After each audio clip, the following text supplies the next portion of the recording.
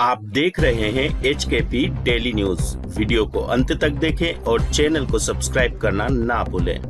आम आदमी पार्टी के सांसद राघव चड्ढा ने हाल ही में राज्य में CEC और अन्य चुनाव आयुक्त विधेयक 2023 के पारित होने पर अपना विरोध व्यक्त किया। सभा ने सरकार के इस कदम को लोकतंत्र के खिलाफ बुलडोजर करार दिया। इसके अलावा चड्ढा ने निष्पक्ष चुनाव सुनिश्चित करने में एक स्वतंत्र चुनाव आयोग की महत्वपूर्ण भूमिका को रेखांकित किया। आप सांसद राघव चड्ढा ने कहा, सरकार ने इस बुलडोजर से लोकतंत्र को कुचल दिया है। यदि कोई स्वतंत्र निष्पक्ष चुनाव आयोग नहीं है तो स्वतंत्र निष्पक्ष चुनाव कैसे हो सकते हैं। चुनाव आयोग की बहुत महत्वपूर्ण भूमिका है। यह EVM मशीनों के उपयोग का निर्णय लेता है। पार्टी चिन्ह, चुनाव कार्यक्रम, सब कुछ चुनाव आयोग द्वारा तय किया जाता है। राघव चड्ढा ने कहा, हम आंतरिक रूप से परामर्श करेंगे और कानूनी सलाह लेंगे। हम इसे सुप्रीम कोर्ट में भी चुनौती दे सकते हैं।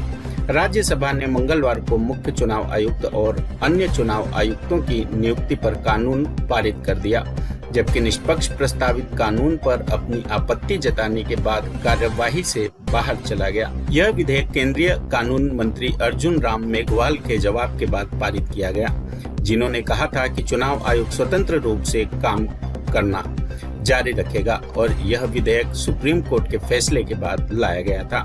कांग्रेस सांसद रणदीप सुरजेवाला ने इस विधेयक को भारत के लोकतंत्र पर हमला बताते हुए कहा कि भारत के लोकतंत्र और चुनावी तंत्र की स्वायत्तता, निर्भयता और निष्पक्षता को बुलडोजर से कुचल दिया गया है। सुरजेवाला ने कहा, मोदी सरकार ने भारत के लोकतंत्र पर हमला किया है।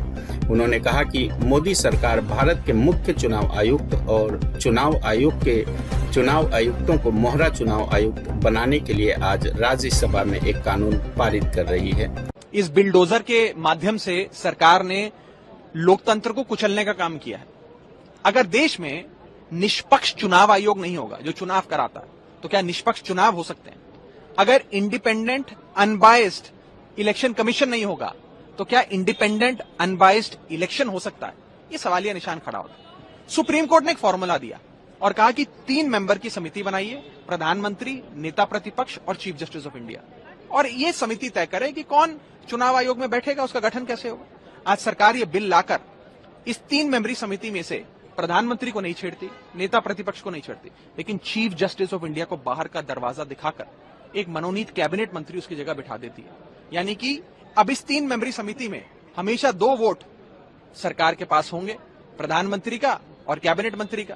नेता प्रतिपक्ष चाहे साथ जाए या उनके खिलाफ जाए तो 2-1 से हमेशा बहुमत सरकार के पास है।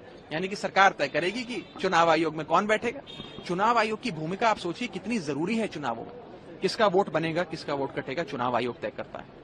EVM मशीन कहां कहां जाएगी, कैसे कैसे इस्तेमाल होगी, कैसे उसकी काउंटिंग होगी, उसका नियंत्रण, उसका संचालन, उसकी स्टोरेज चुनाव आयोग करता है।